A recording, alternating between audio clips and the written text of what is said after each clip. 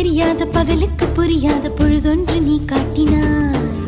இதயத்தில் நீ இருப்பதனால் நான் தூங்கும் நேரத்தில் என்னுள்ளே தூங்காமல் நெஞ்சுக்குள் வாயாடினாய். கண்ணாடி நீ கடிகாரம் நான் உன்னுள்ளே ஓடோடி வாழ்வே.